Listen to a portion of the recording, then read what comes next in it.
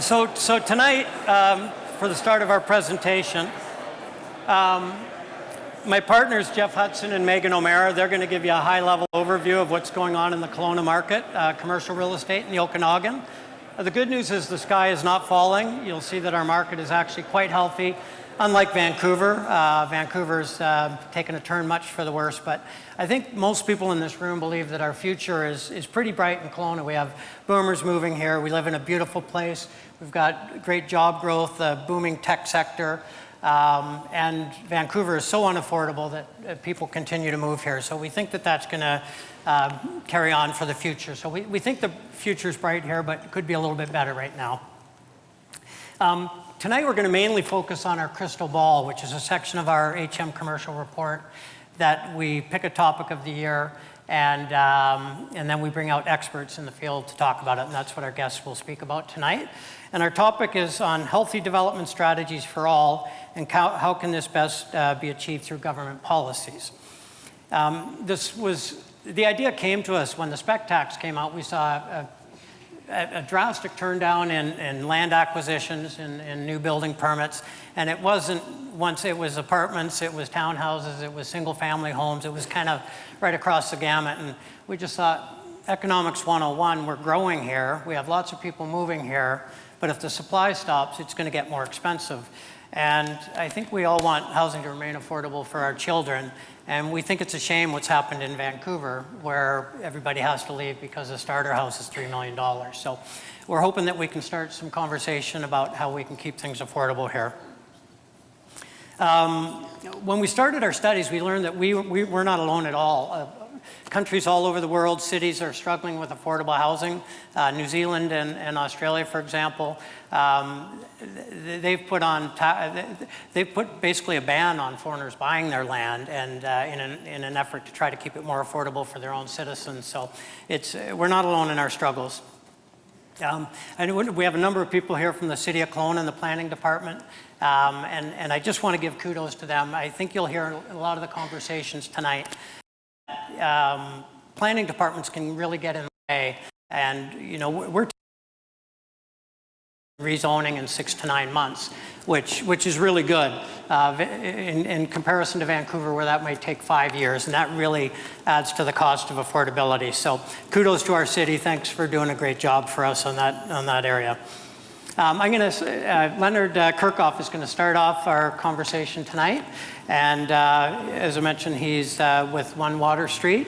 And Leonard, Jeff and I worked on the land deal when they bought One Water Street, and what a lot of people don't know is that was going to be a rental project with more affordable housing.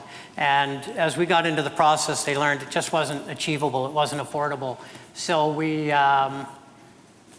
So they went back to the drawing board, and they ended up coming up with One Water Street, which is fantastic for our city. It's a beautiful project, but not what it was intended to be. And 6 months later, their partner, North American Development Group, came to me and said, oh, hey, we're doing this great high-rise rental project in Phoenix. And I just thought, that's a bit of a shame that we're losing our developers going to the States because they can't make it work here. And so many of our clients in Vancouver are building in Seattle and Los Angeles right now, and they've just kind of abandoned BC altogether. We think it's going to be a big supply issue for the future. So with that, I'm going to turn the microphone over to Leonard Kirchhoff. Thanks, Leonard. Marshall.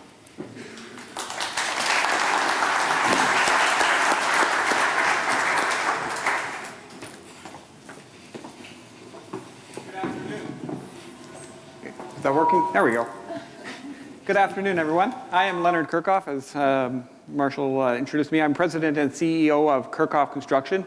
Many of you will recognize my name from it being prominently displayed on the tower cranes around Kelowna here, 100 meters north of here at the One Water Street project, which will soon have the tallest towers between Greater Vancouver and Calgary. Containing 427 homes, One Water Street will transform that site, previously referred to as the Dirt Pile, into an iconic Kelowna community. Additionally, we have another 217 rental apartment homes under construction on 2 corners of Richter and Clement, and several other projects in our pipeline in Kelowna, and are also very optimistic on our future in Kelowna, as Marshall said. These projects are all in addition to the over 1,000 units that Kirkhoff Construction has under construction across other cities in BC. I have been given the privilege to share a developer's perspective and view on housing affordability issues that are plaguing the province and provide some thoughts and strategies that governments can implement in bringing affordable rental housing to the market. I'd like to start with a story of the first home that Kirkhoff Construction built over 50 years ago. The lot was purchased by my father for $3,500, and a home was built along the standards of a typical BC box. It was sold for $26,000 at essentially break even, and the developer profits were a basic wage of $3 an hour. To buy that same lot today, build the same house, we would need to sell the home for about $900,000.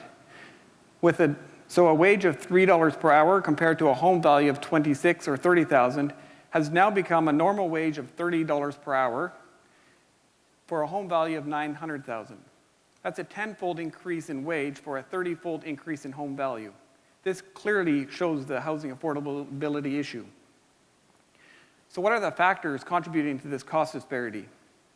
One is high demand. People all over the world and from across this country are moving to BC. It's a very desirable natural and political climate in BC, despite the NDP government and the taxes that they're implementing. And people will continue to be moving here. Number two is low supply. The development and building community are simply not building enough homes to meet the demand coming in. High demand and low supply drives value up, and we have a speaker more qualified to speak on these economic issues. Number three is scarcity of land. As mentioned, we live in a very desirable part of the world. We are boxed in between the beautiful mountains. We have rivers and lakes and agricultural land to work with. And once you factor in all the other aspects of building, it leaves only a small sliver of BC that we can build housing on. Number four, inflation, like the labor cost, increasing by a factor of 10 over the past 50 years. Number five is increased city fees. Every step, every year, there's more levies, more taxes, like the Kelowna tax that just got introduced for the parks. This adds cost to the final product that the purchasers have to pay. There's increased code requirements. This results in more expensive insulation, more expensive heating and cooling systems, and equipment that go in the building. Again, adding a layer onto the cost of homes. There's increased timelines for development. Fortunately, Kelowna is very good in from our perspective as a builder across BC, it's one of the best municipalities in BC for a timeline perspective. Vancouver, for example, is a typical project is 4 to 5 years to get from initially starting an application to under construction in many cases.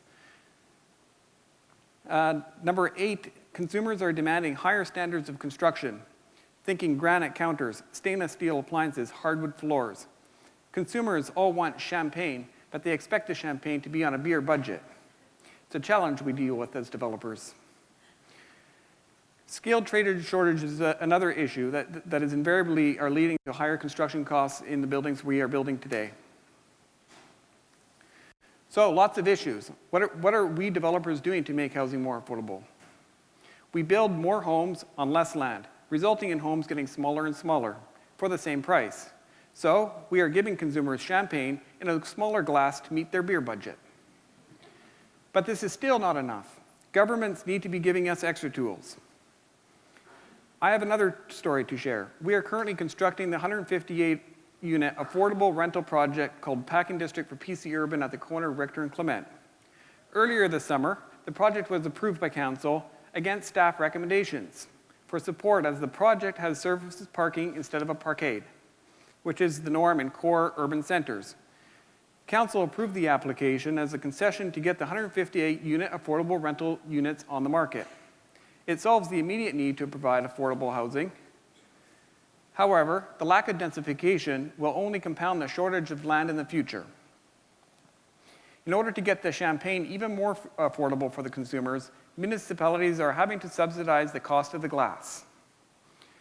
One possible option that could be considered is what Marshall was alluding to. Our partners at One Water, North American Development Group, they are working on a project in the city of Phoenix, 350-unit project where the city of Phoenix is giving an 8-year property tax relief. This tax relief fully covers the construction costs of the parking structure. Using this strategy on the packing district, for example, would have resulted in double the units on the same land value cost and double the amount of homes in the downtown core and double the property taxes after the 8-year period ends. This is a brilliant strategy, and all municipalities around BC should consider implementing it in strategic urban cores. Other strategies that are more talked about around town include shortening the permitting process time. Kelowna is a prime example of how this is beneficial, and that should apply across other municipalities in BC. There's continuing to provide DCC and other tax relaxations for affordable housing, adding layers of tax like the new tax being proposed for park fees. Again, it adds to the cost of affordable housing and makes it more difficult for us developers to make it affordable. And the provincial government must remove the speculation taxes, foreign buyers taxes, and other punitive taxes that are killing the residential market and restricting supply. All of these statistics are outlined in this year's HM report are fairly gloomy compared to last year, with all the arrows pointing down. So while John Horgan is claiming that their strategies are a success, all their strategy is doing is compounding the problem of low supply. In my opinion, this is failure, not success. All this and more can be learned in HM's Commercial Crystal Ball Report 2019. Please join me in thanking HM for putting their efforts into providing us with the hard data and raising awareness to the affordable housing issues through events like this one. Thank you.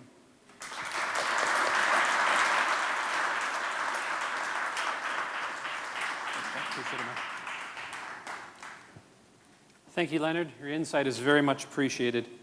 Good evening. My name is Jeff Hudson. I'm the captain of the HM commercial basketball team. See, I told you they'd laugh. All joking aside, I'm pleased to be standing before you as we're partway through our 5th year since forming HM Commercial Group. I have the privilege of introducing our next guest speaker, who's graciously traveled from Burnaby to join us for the presentation. He's a professor of finance at the Beatty School of Business at Simon Fraser University. He's done a lot of analysis on the BC housing-related measures, including the foreign buyer tax, the speculation and vacancy tax, and the school tax. His consulting services have been used by pretty much every housing-related agency in the United States and Canada, including CMHC, Genworth Financial, the BC government, and federal government. Please join me in welcoming Mr. Andrei Pavlov.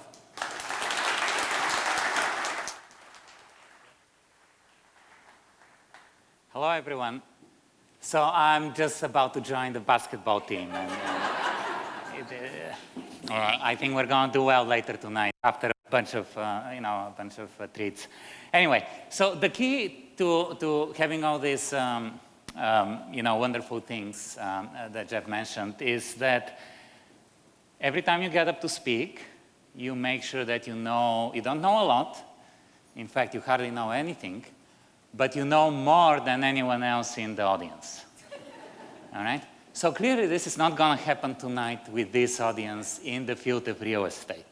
Right? That's just not going to happen. So what's going to happen is we're going to change the topic and talk about diamonds. Because I know very little about diamonds. I've bought one or two. And of course, there will be some diamond miner or something who's working that field here. That will ruin my plan. But anyway, at least we'll be one or two rather than everyone. All right, so why are diamonds more expensive than water? All right? It's because, trust me, if you're going up a mountain, like I was earlier today, and you're out of breath, you don't care about the diamond, you care about the water. So what's special about diamonds? It's hard to get them, right? It's hard to make more, it's hard to get more. All right? So, I lied. I'm going to talk a little bit about real estate. Real estate goes the same way, right? So here's a graph from Forbes 2017 issue. So on the bottom axis, we see price per square foot. And on the vertical axis, we see how many building permits were issued over a 10-year period. And I don't need to tell you how to read this graph, right? Any city that issues a lot of building permits has lower prices. There's just no two ways around it. Now, this is true across all kinds of cities. The reason I like this graph is that it limits the picture to only tech sectors. So presumably they're experiencing the same demand shock. The influx of people is about the same in all those cities, but the supply is vastly different. So in my view, there is no question that increasing supply keeps prices low and affordable. And then consider another example, just from Vancouver and Seattle. So last year, Seattle built over 17,000 rental units. 17,000 rental units. How many did Vancouver build? 1,300. Now, I realize Seattle is a bigger city, but it's not 13 times bigger, right? And what's the result? The result is that in Vancouver, there's no vacancy. Good luck finding a place, let alone price. In Seattle, rents are flat, and you can actually find a place. So I had to bring a slide from Kelowna. Kelowna is, as Leonard pointed out, is actually a great example. At least building permits are happening, and they're happening at a reasonable pace. Vancouver would need to increase their building permit issuance by 22% if they're about to match Kelowna. And so fantastic to hear that. Those of you who are here from the city, I want to come back here next year and say, oh, Vancouver needs to increase building permits by 50% to match you.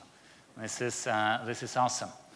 And then here's a brand new graph that I just came across, and it looks at the cap rate on cities that have rent control and on cities that don't. So for those of you who don't know what cap rate is, high is bad, low is good, right? So I think owners of properties want the cap rate to be low. That means they get higher price for their property and vice versa. And there's no question on this graph that every city that has rent control, those are kind of the white dots here, the cap rate has increased, meaning prices have fallen relative to income. And cities that don't have rent controls, prices have fallen relative to income. And then the question is, where do we want to be? And then, on the same topic, there's a brand new paper that came out in the best, most prestigious economics journal, American Economic Review. Just in case you're wondering, I haven't yet been able to publish there, but there's 50 years ahead of me. I'm sure eventually I will. All right, so the study looks at the rent control law, changing the rent control law in San Francisco. And I know it's hard from way back there, but you have some buildings where there's rent control and other buildings where there isn't, and they're right next to each other. So the green dots have no rent control, the purple dots have rent control. And then they look at what happens to the rental buildings 10 years later. And those two graphs show this, what happens. So I know it's hard to read from way back then, but the bottom line here is the proportion of renters in rent control regions goes down relative to the population. The percentage of renters in affordable apartments relative to the population goes the furthest down. So this pretty much conclusively shows that the best way to kick out renters and to introduce gentrification is what? It's rent control.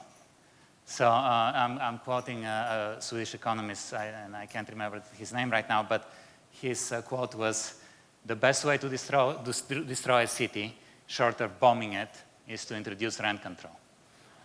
All right, so no question housing supply matters, and we need a lot more supply, but that's not what we're doing. We're doing exactly the opposite. So here is a graph from the Altus Group that shows where development applications are within the city of Vancouver. And the blue bars here are still under review. So, okay, the 2018 applications are still under review, a good portion of them. Okay, that's fine. Maybe a few 2017 applications under review? I don't know. Now we're looking at 2 years, a year and a half, 2 years. And it's not a few, it's most of them. But then look at this. A third of the applications submitted in 2016 are still under review in the city of Vancouver. So when Leonard says Vancouver is unaffordable, and Marshall, and a starter home is $3 million, you're of course correct. This is the reason. So I don't know if there's anyone here from the city of Vancouver, but meaning work for the city. If you feel like meeting me outside, I'd be happy to do that. After the talk, please. All right, and it's not just that, it's a number of other factors. So this is a picture from kind of like where I live. Vancouver is the 4th most congested city in North America, right here, for no apparent reason. It is far more congested than any other city its size. And then we have the agricultural land reserve. So I think Leonard said, oh, we have mountains and water and lakes and this and that, and of course you're correct, and that's what makes this province so beautiful. But that's not what explains the housing price. Because this is the agricultural land reserve in Richmond, this is Vancouver, this is 15 kilometers. And by the way, there is a SkyTrain that comes to about here. So we have farms in Richmond that are pretty much walking distance to the SkyTrain station. Not quite, maybe running distance. Okay? This is a shame. This is not policy that shows any concern about affordability. And then, on top of that, not only we are not doing anything to help increase affordability, we're doing all kinds of other crazy things. We are introducing stricter and stricter rent controls. There's rental-only zoning, which appeals to some voters, but really turns rental into toxic asset. And then the city of Vancouver is basically quite well known for always siding with the landlord no matter what. That may appeal to votes for the short term, but certainly not in the long run. So I don't need to tell you all the other things that we have done. We have speculation and vacancy tax, which, by the way, now it appears we're going to get at the federal level as well, because the BC one was so successful. Like, really? Doesn't anyone read what I say? No. I'm sure Andrew does. Why can't Justin Trudeau read the same thing, right? And then, of course, the school tax, you're thinking, oh, this is just for Vancouver, and those rich guys, they can pay a little more. Not so, because the school tax in many cases applies to development projects. You pay the school tax on the land while it's still being developed. And no one likes money laundering, I get that, but it cannot possibly explain our housing market. It's in the order of $5 billion a year, contrary to the BC money laundering report. This cannot possibly explain our housing crisis. And then, of course, Leonard also talked already about the building code. No question about that. But don't take my word for it, and I'll conclude in about 30 seconds. But the BC government, on its own, projects a 30% drop in housing starts. So we're starting off of completely insufficient supply, and we're killing it by 30%. And this decline is more prevalent, actually, in lower-priced apartments, in the most affordable segments of the market. So if the speculation and vacancy tax and school tax and all these other taxes are working, why is it that people, first-time home buyers, are not jumping on those lower-priced apartments? They are not. The transaction volume for those apartments declined more than any other market segment. So these taxes have apparently hurt, just based on transactions, are apparently hurting the very people they're supposed to help. And then finally, here's what really makes my blood boil. The vacancy tax was never really supposed to improve affordability or increase supply. Should I say that again? The vacancy tax was never meant to increase supply. How do I know that? Well, this is a picture from the BC budget that gives the vacancy tax revenue as $185 million, and it's constant over time. If the vacancy tax is supposed to work, and if the government was expecting it to work, this number would be going down, right? Because there will be fewer and fewer empty homes, right? So the fact that it's flat means that no one really seriously ever believed empty homes are going to get rented. That was never in the cards. There's a different objective there, and I'm not sure what it is. All right, bottom line, we've turned housing into diamonds, and we can't complain that it's expensive. So, going forward, let's do everything possible to turn housing back into water. Now that water is free, but it's much more reasonable and much more affordable to everyone. Thank you so much.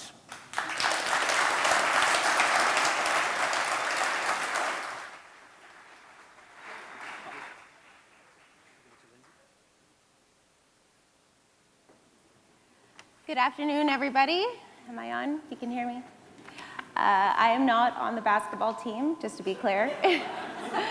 My name is Megan, and I am with HM Commercial. And on behalf of our team, Andre, thank you so much for being here today. We really appreciate you making the trip and weighing in on the topic. And I am now very honored to introduce Mr. Andrew Wilkinson. Our 2019 Crystal Ball was actually in a big way inspired by Mr. Wilkinson's presentation earlier this year at the UDI here in Kelowna. And during his speech, he actually became quite emotional, and he was talking about the fact that his children had just been home for the holidays, and that in speaking with them, it didn't seem like they felt they had the same sort of opportunities that he did. Specifically, that real estate wasn't attainable. And he said to us, he asked himself, have we blown it? So this really got us thinking. It got us thinking about what has happened in Vancouver, how so many people have migrated away from that city due to the fact that it has become so unaffordable. It got us thinking about the laws of supply and demand that Andre spoke to today, and it got us talking about the way that we see it becoming more and more challenging to get into the real estate market here in Kelowna.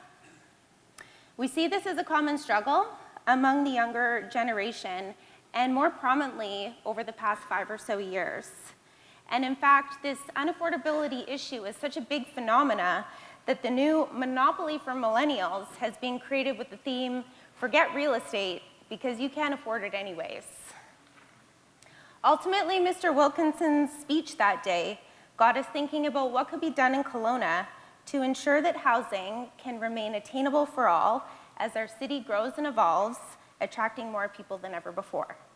And with that, I'm pleased to welcome Mr. Andrew Wilkinson.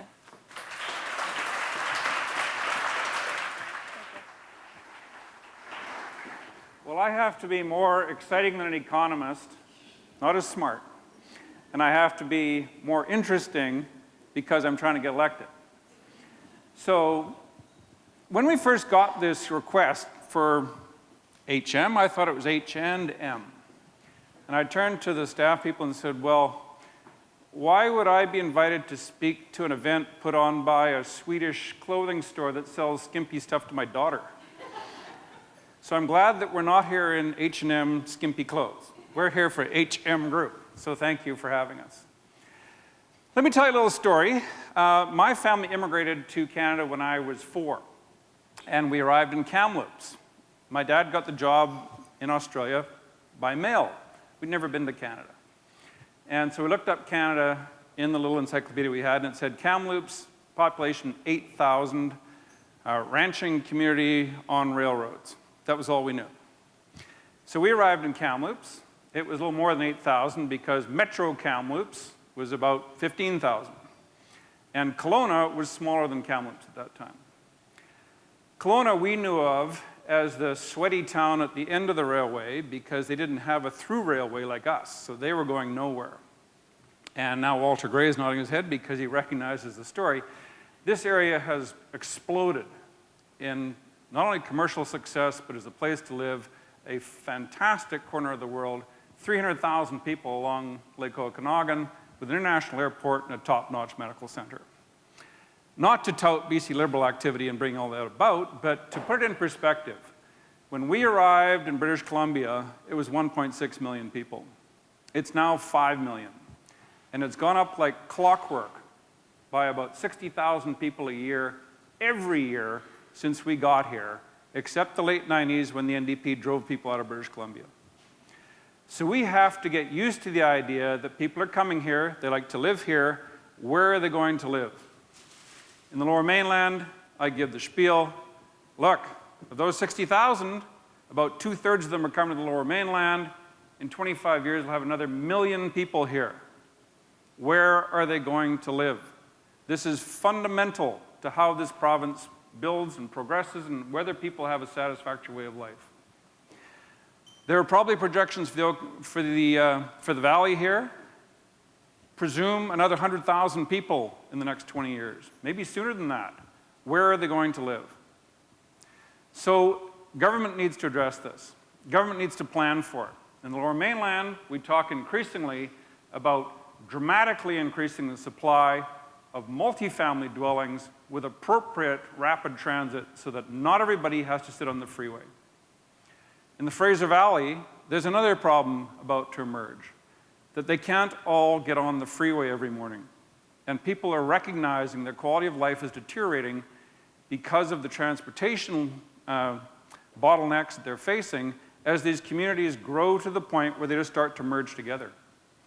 We don't want chunks of British Columbia, like the Okanagan Valley, like the Lower Mainland, to look like Los Angeles. That would be a failure. So what are we going to do about it? We need to address supply in a thoughtful, structured, substantive way in multiple parts of this province, and that includes right here. City of Kelowna has been a good actor in this, and we compliment them for that, because their approach to building permits is responsive and forward-looking. That's not true in the Lower Mainland, and I don't want to dwell on the problems of Metro Vancouver, because that's not what we're talking about today. But we also have a provincial government right now under the NDP that has a very blinkered view of what's good for British Columbia. Start with that issue that we're going up by another 1 million people in our lifetimes, at least, probably more than that. The NDP say, oh, another 1 million people? We'll plan for 114,000 housing units over 10 years. That's a tiny fraction of demand. So we know what happens. You don't have to talk to the economists to figure out the prices go through the roof, people get constrained, they lead increasingly frustrating and restricted lives. I was at a debate with David Eby during the election and said, so you say you're going to build 114,000 housing units, taking a very limited cost point in terms of, forget the land cost, but the actual construction cost, $200,000 a unit. That's cheap, isn't it? That's $23 billion. And I said to David, where are you going to get the money? His answer was, well, when we cancel Site C, that'll give us $7 billion right there. Well, the Site C dam went ahead. There is no money to build 114,000 units of public housing. So what they've done is try to honor their promise by putting out 3,000 modular housing units, mostly for homeless people. That's $1,500 a year. Do the math. It'll take them 76 years to satisfy their election promise. So that is broken in terms of NDP policy. The second thing is that they've layered on 19 new or increased taxes to pay for their grand schemes. And many of you can name them off because they start to add up progressively on the pro forma sheets that you put together when you're doing a project. One in particular has hit home here in a very significant way, and that's their completely mislabeled speculation tax. You probably know it applies in West Kelowna and Kelowna, but not in Vernon or Peachland or Summerland or Penticton. So the incentives are there for people to say, well, let's just get out of those communities. So West Kelowna and Kelowna have made very clear positions and did everything they could a year ago with the provincial government to say, can't we opt out? Give us a choice, because it's supposed to be for the benefit of our communities. The finance minister said to them, no. You can come and have an annual meeting with me, so that was held last week, and the answer was no. Local priorities, tough beans. We have a speculation tax, not because it has anything to do with speculation, but because it sounds good and they get to run it out in public and say they're doing something about housing. But I think we know the net effect that has been pointed out here is we have restricted supply, rapidly rising demand, rising rents, and so the NDP's response is slap on rent controls, make it very difficult for landlords to deal with troublesome tenants, and that will protect the people. In fact, what we know from the experience of rent controls is it doesn't work, and what we're noticing is that the casual landlord with the basement suite, I did that for 7 years. I was downstairs for 15 years as a renter and upstairs for 7 years as a landlord. They give up. They just say, it's not worth the bother. We have a troublesome tenant. We finally got them out. We're just going to stop renting. So the rental pool in Metro Vancouver is shrinking, which means opportunities to move up the rental ladder, which almost all of us have done in life. You get to a better place, you earn a bit more money, then you look into the housing market once you get fed up with being a renter. Those people have nowhere to go. So on 3 counts, we have their public housing plan, which is a total failure. We have their speculation tax, which is a complete failure. We have said, and I will say this loudly, anybody who wants to hear it, we will get rid of their speculation tax.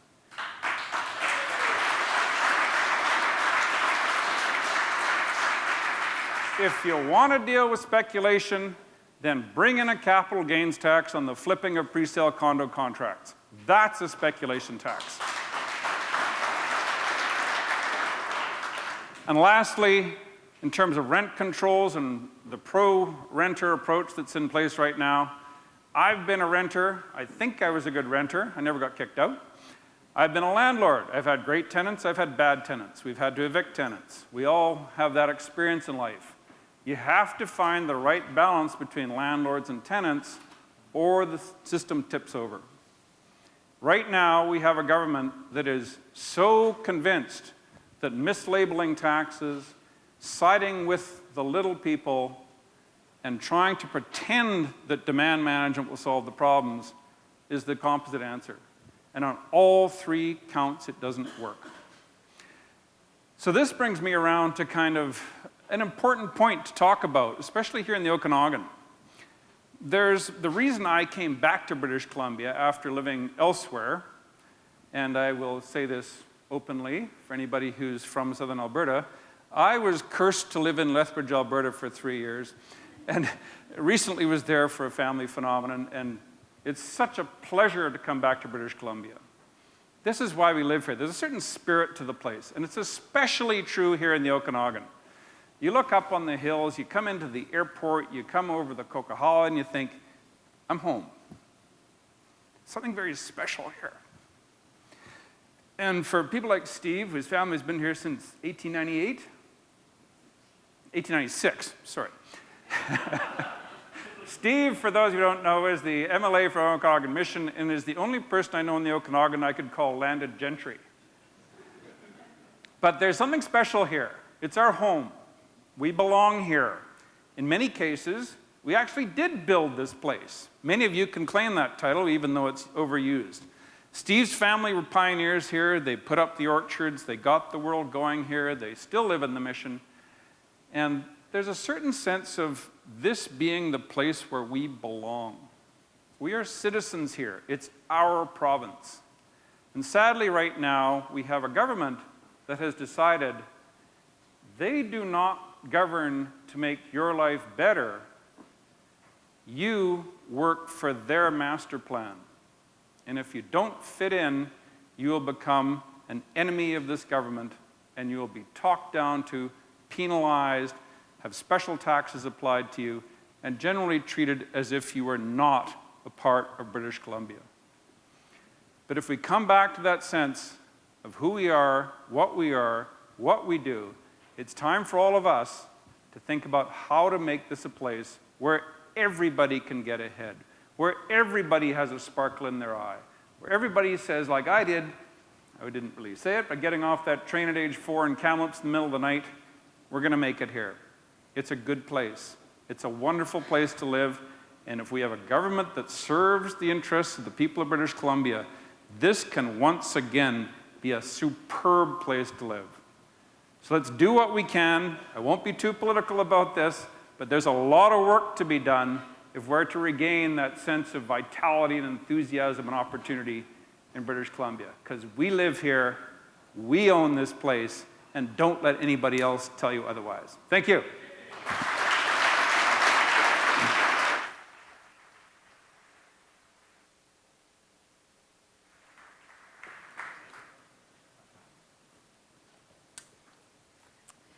Mr. Wilkinson, thank you so much on behalf of our team and everyone here today for weighing in on our topic.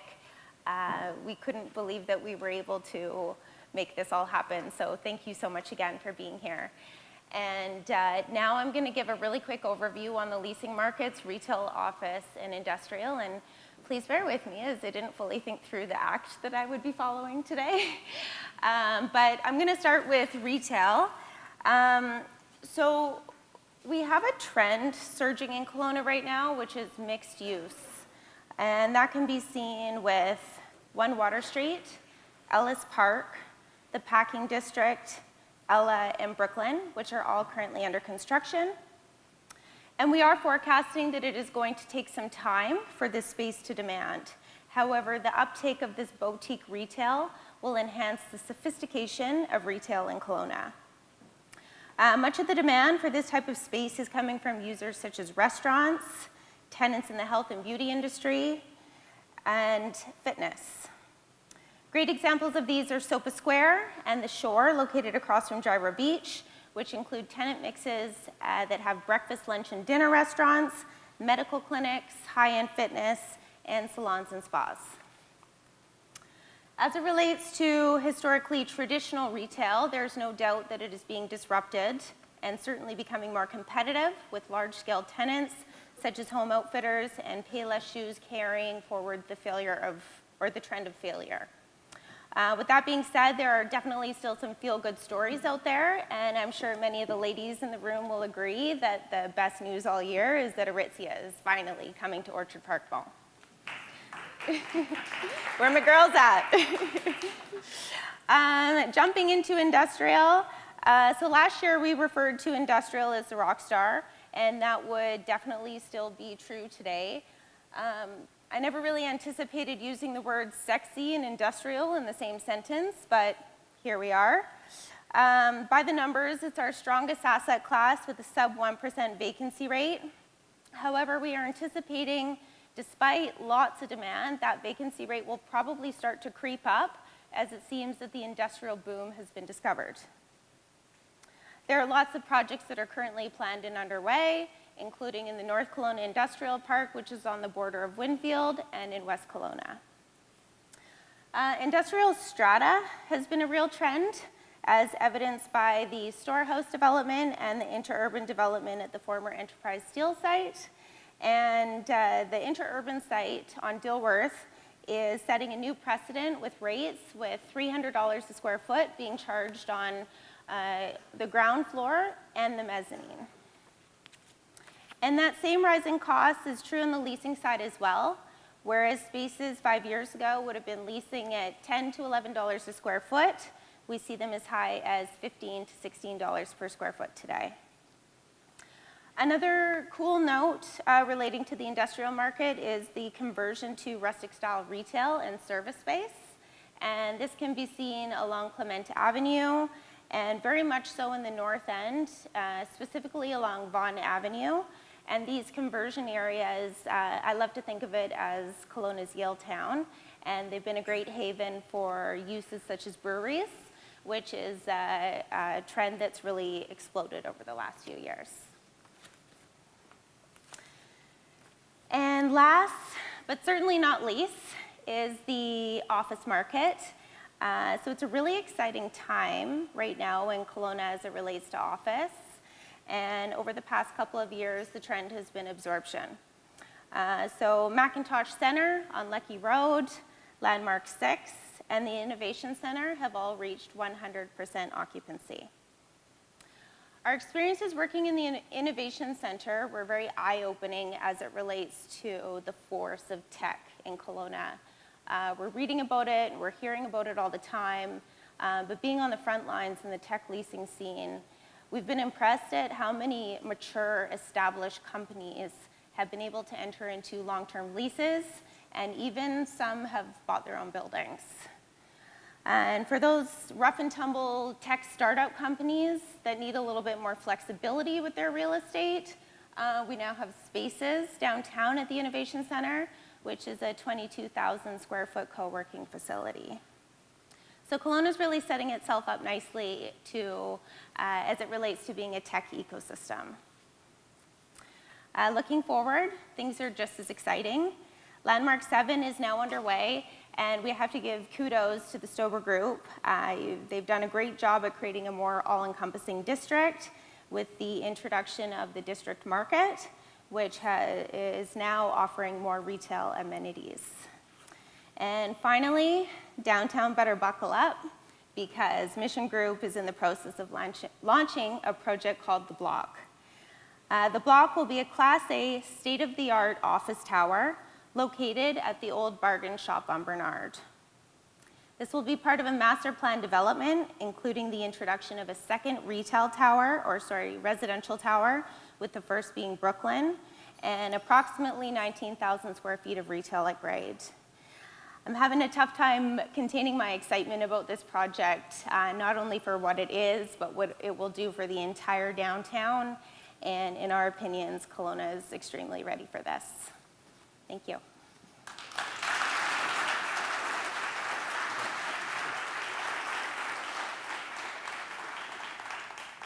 Thanks, Mick. Good. Thanks, Megan. I'll be wrapping up the evening with a brief overview of the land development and investment section of our presentation. 2019 has been a year of adjusting to new taxes and a policy-induced market correction. For clarity, it is not a recession, but it is a correction.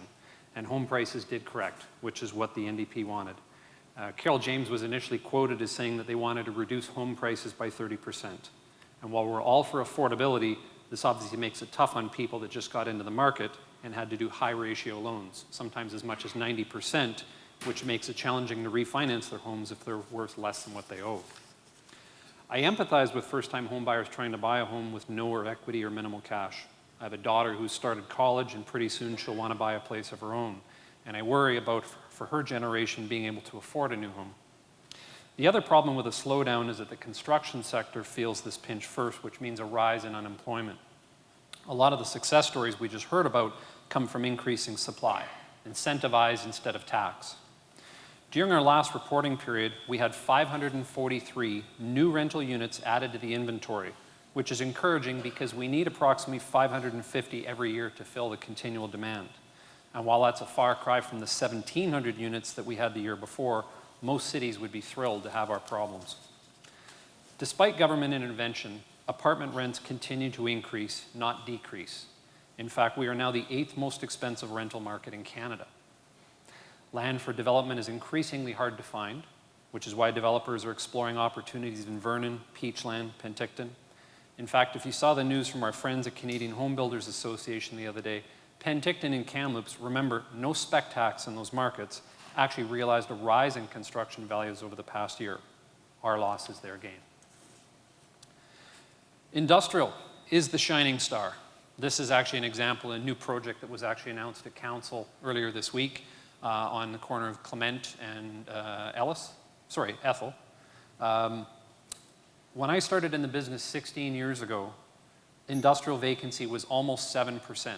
It is now 0.76%. As mentioned earlier, the city is growing. In fact, the Central Okanagan is projected to grow by more than 2,400 people per year over the next 20 years. Construction of new homes is presently not keeping pace with the region's growth. In the investment sector, strip malls, retail centers, industrial, if it produces cash flow, it's in hot demand, which is why, despite the fact that interest rates went up, cap rates for the most part remain unchanged. Purpose-built rental apartment buildings have been the hottest ticket this year. REITs and large institutional firms have stepped up in a big way, acquiring rental apartment properties ranging anywhere from $5 million up to $73 million. Our valley is solidly on the radar for big companies looking to invest in the Okanagan. Recently, we sold 2 apartment buildings in Revelstoke, which is in a rental crisis of its own, with a vacancy rate of 1%. The price was $12.1 million, and the buyer was BC Housing Corporation. In the past year, the NDP has introduced or increased 19 taxes. This is working against the laws of supply and demand, and we need to be telling our government to be careful about the message this sends to outside investors.